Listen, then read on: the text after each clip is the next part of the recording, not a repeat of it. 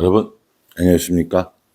1월 16일 화요일 넘치는 우리 교회 매일 묵상 시작하도록 하겠습니다. 오늘 본문 말씀은 신명기 7장 1절부터 11절까지 말씀입니다. 이스라엘 백성들이 출애굽을 하고 광야 생활하다가 가나안 땅을 들어가려고 준비하고 있고요. 지금 가나안 땅 들어가기 직전에 이스라엘 백성들에게 모세가 설교를 하고 있습니다. 이게 신명기라고 몇 번 말씀드렸어요.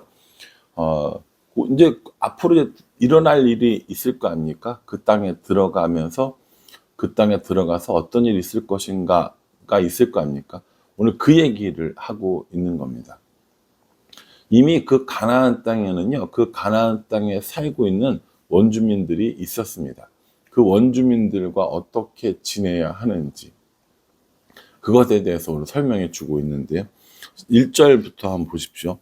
내 하나님 여호와께서 너를 인도하사 내가 가서 차지할 땅으로 들이시고 내 앞에서 여러 민족, 헷 족속과 기르가스 족속과 아모리 족속과 가나안 족속과 브리스 족속과 히위 족속과 여부스 족속, 곧 너보다 많고 힘이 센 7 족속을 쫓아내실 때에, 이렇게 말씀하고 계시는 겁니다.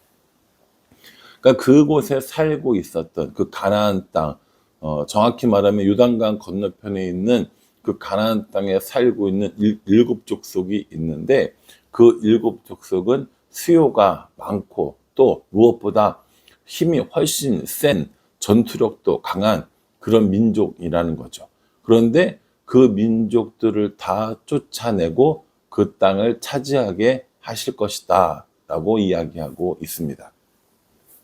사실은 이 요즘에 그 하마스와 또 이 이스라엘의 전쟁이 있잖아요. 그때 그 이유를 따지고 보면 이때부터라고 보아도 될 것 같습니다. 땅을 차지하려고 하는 이스라엘 백성들, 그리고 격렬하게 저항하는 그 팔레스타인 사람들. 물론 이번 전쟁 같은 경우는 팔레스타인 사람들이라기보다 그 무장정파 하마스에 의해서 일어난 전쟁이긴 합니다. 좀 다른 성격이라고도 저는 생각을 하는데, 어쨌든 간에 끊임없이 이스라엘 사람들과 또 이 팔레스타인 원주민들이 싸우는 전쟁은 여기서부터 시작됐다고 보는 게 가장 적절할 것 같습니다. 이렇게 이스라엘 사람들을 그 땅으로 인도하여 내시고 그들에게 땅을 주시면서 몇 가지 당부를 하십니다. 주의사항이 있다라는 거죠. 오늘 2절 말씀에 보면은 너는 그들을 진멸하라 라고 말합니다. 진멸이 뭐예요? 전부 다 죽이라는 거죠. 그들과 언약을 맺지도 말고 그들을 불쌍히 여기지도 말라라고 이렇게 얘기합니다. 이 부분이 하나님을 오해하는 아주 큰 이유입니다. 그래서 어떤 신학자들은 구약의 하나님은 무서운 하나님이고요, 신약의 하나님은 예수님을 보내주신 사랑의 하나님이라고까지 이야기합니다. 아주 극단적인 거고요. 이렇게 이야기하면 사실 안 되는 거죠. 하나님이 이스라엘 백성들에게 그 땅에 사는 사람들을 진멸하고 언약을 맺지 말고 불쌍히 여기지 말라고 한 이유도 설명해 주십니다. 좀 이따 살펴볼 거고요. 3절에는 혼인도 시키지 말라는 거예요. 아들을 주지 말고 또 딸도 주지 말라라고 하면서 그들과 혹은 그들의 문화와 어울리는 것을, 융합되는 것을 너무너무 주의하고 경계하셨던 것을 볼 수 있습니다. 우리가 일반적으로 볼 때 인간적인 생각인 거죠. 그냥 그 땅에 가서 그 사람들과 함께 두루두루 잘 살면 되지 않을까? 무력으로 정복했다 손 치더라도 그들에게 사랑도 좀 베풀고 그들을 좀 도와주고 그들과 함께 잘 살면 되지 않을까라고 생각하실지 모르지만, 오늘 4절 말씀에 그러지 않아야 하는 이유를 설명해 주고 계십니다. 4절에요. 그가 내 아들을 유혹하여 그가 여호와를 떠나고 다른 신들을 섬기게 함으로 여호와께서 너희에게 진노하사 갑자기 너희를 멸하실 것임이니라 라고 말씀하십니다. 그렇게 혼인을 하고 그렇게 어울려 살게 되면 그 원주민들이 그들을 유혹을 해서, 이스라엘 사람들을 유혹을 해서 다른 신들을 섬기게 할 것이고, 그렇게 다른 신들을 섬김으로 인해서 하나님이 진노하시고 하나님이 너희를 면하게 하실 것이다 라고 이렇게 말씀하고 있는 거죠. 세상의 문화가 교회 문화보다 더 재미있습니다.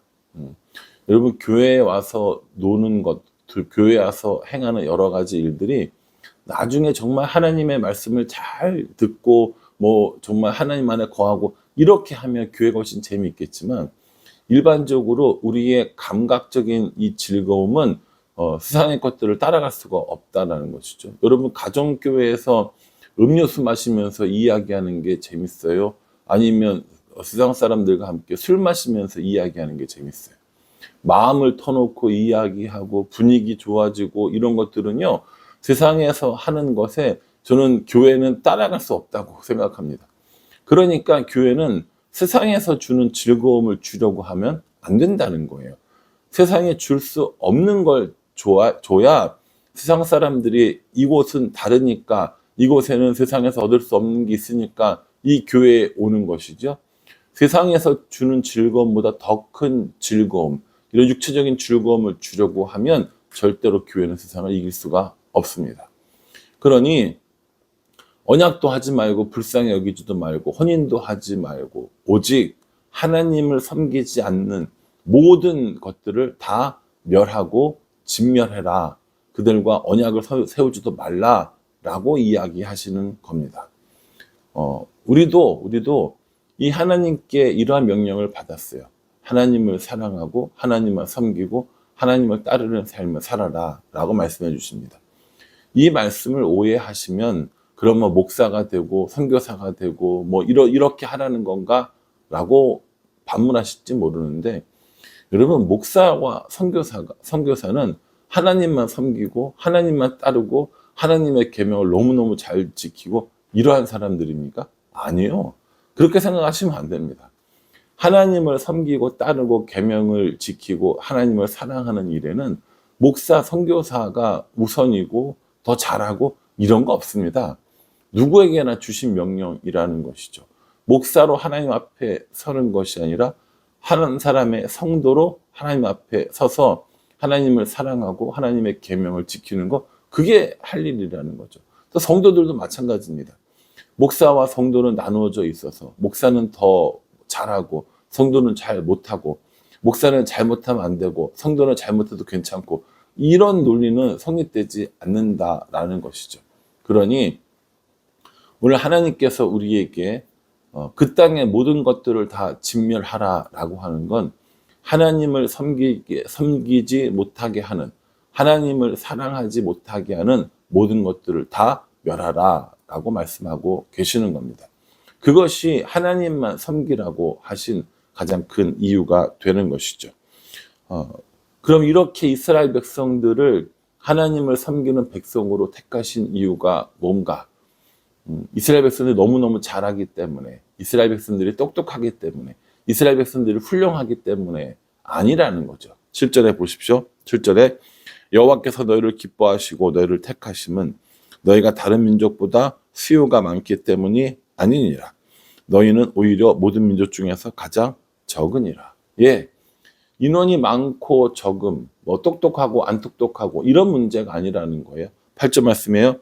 여호와께서 다만 너희를 사랑하심으로 말미암아 또는 너희의 조상들에게 하신 맹세를 지키려 하심으로 말미암아 자기의 권능의 손으로 너희를 인도하여 내시되 너희를 그 종되었던 집에서 애굽 왕 바로의 손에서 속량하셨나니, 이렇게 말씀하십니다. 그렇죠. 이스라엘 백성들이 수가 많아서 똑똑해서 뭐 손재주가 좋아서 기술이 좋아서 이런 것 때문이 아니라는 거예요. 하나님께서 이스라엘 백성들을 사랑하셨기 때문이라는 거죠. 이거 우리한테 적용해 보면요, 하나님께서 우리를 왜 선택해 주셨어요? 왜 구원해 주셨습니까? 우리를 사랑하셨기 때문입니다.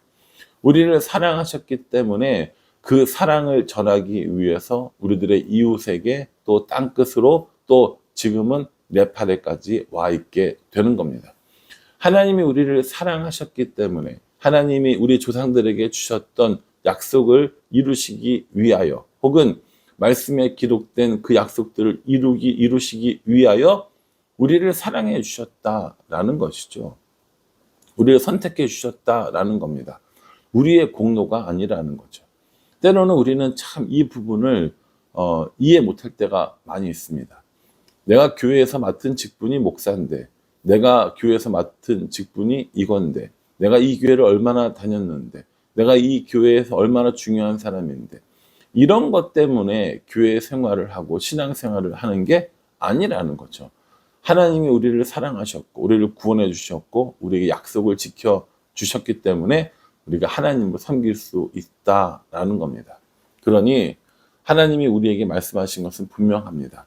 하나님을 섬기지 않는 어떤 것들과도 함께하지 말고 오직 하나님을 사랑하고 하나님을 섬기고 그의 명령과 규례와 법도를 지켜라 라는 말씀을 하고 계시는 거죠. 그래서 오늘 우리에게 9절에 이렇게 얘기하십니다.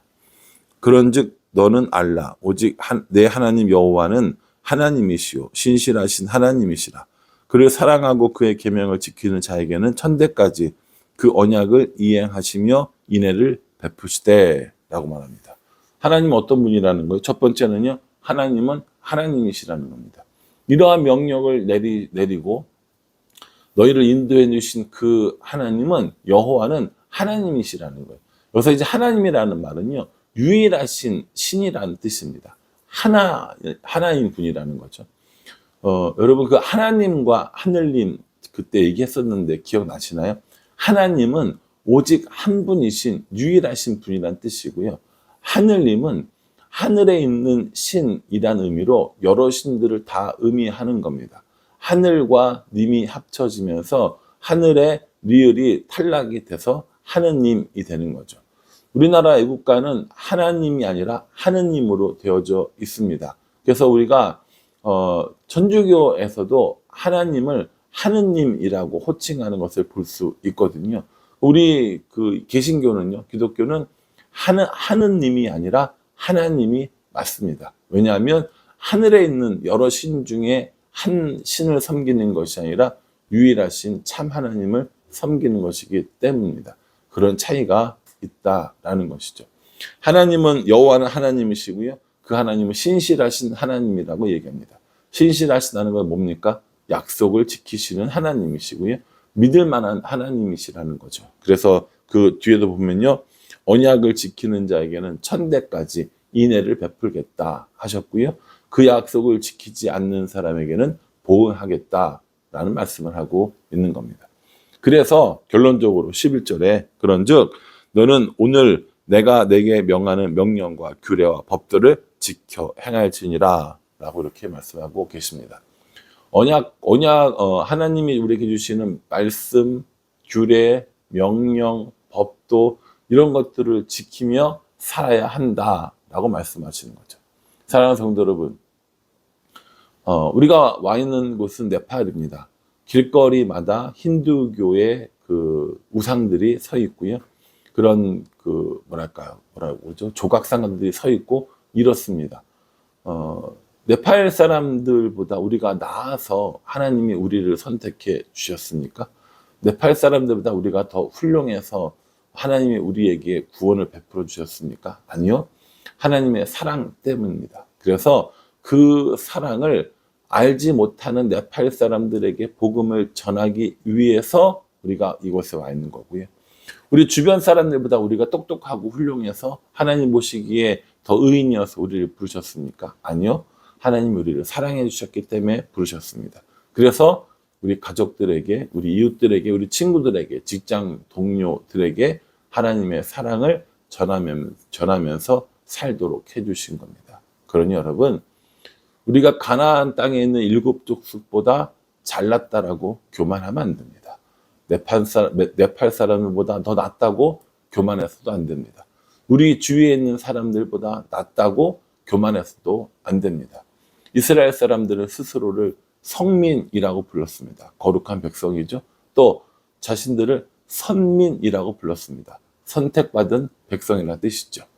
자신들을 성민이라고 불렀고 자신들을 선민이라고 불렀지만 결국 이 사람들이 얻게 된 건 악을 따라가고 우상을 섬기고 이러한 이러한 이야기의 모든 것이 결국 성경의 내용이거든요. 여러분, 성민이라고 자랑할 필요 없습니다. 선민이라고 자랑해서도 안 됩니다. 오늘 내가 하나님과 어떠한 모습을 가지고 살아가고 있는가, 이것이 가장 중요하다라는 겁니다. 오늘 네팔 단기 선교팀은 이제 카트만두로 들어왔습니다. 카트만두에 있는 백은호 선교사님의 이 서퍼난꼬꼬르 그 교육센터에서 이제 며칠 동안 먹고 자고, 이곳에서 서퍼난꼬꼬르 사역도 하고, 그 카트만두에 있는 다일 공동체 그 바퍼 사역도 하고요. 또 여러 가지 또 탐방할 곳도 있고, 또 사역에 대한 회의들도 하고, 이렇게 진행하려고 합니다. 우리가 유난히 잘나서, 우리가 유난히 훌륭해서 하나님이 우리를 부르신 게 아니라 하나님의 사랑 때문이라면 그 사랑을 전하는 일을 우리가 해야 되겠다는 거죠. 그러니 여러분, 우리 주위에 있는 사람들도 하나님의 사랑을 알 수 있도록, 또 네팔 사람들도 하나님의 사랑을 알 수 있도록 기도해 주셨으면 좋겠습니다. 그것이 하나님의 사랑을 입은 우리들이 해야 될 일이기 때문입니다. 바라기는 저도 그렇고 여러분들도 그렇고요. 날마다 하나님의 사랑을 구하고 하나님 사랑 안에 살며 말씀과 법도와 규례를 지키며 살아가는 그런 모두가 될 수 있기를 주님의 이름으로 축복합니다. 기도하겠습니다. 하나님, 차지할 땅으로 인도하시면서 그들을 진멸하고 언약하지도 말고 불쌍히 여기지도 말고 혼인하지도 말라고 합니다. 왜냐하면 그들에게 유혹받고 하나님을 떠나게 하고 다른 신들을 섬기게 하며 결국 하나님을 진노하게 하며 멸절될까 두려워하기 때문입니다. 딱 우리들의 모습인 것 같습니다. 하나님의 다스림에 충분하지 않다고 이야기하면서 자꾸 다른 것에 마음을 빼앗기고 기웃기웃합니다. 그러니 우리들의 마음과 생각이 온전히 하나님께만 향하고 하나님이 주신 말씀과 법도와 규례와 명령들을 지키는 삶을 살아갈 수 있도록 은혜 베풀어 주시옵소서. 예수님의 이름으로 기도합니다. 아멘. 하나님의 사랑을 받은 우리입니다. 그러니 하나님의 사랑을 전하는 자로 살아서 그 하나님의 사랑을 돌려주는, 또 전하여 주는 그런 우리가 될 수 있기를 간절한 마음으로 기도하겠습니다. 감사합니다.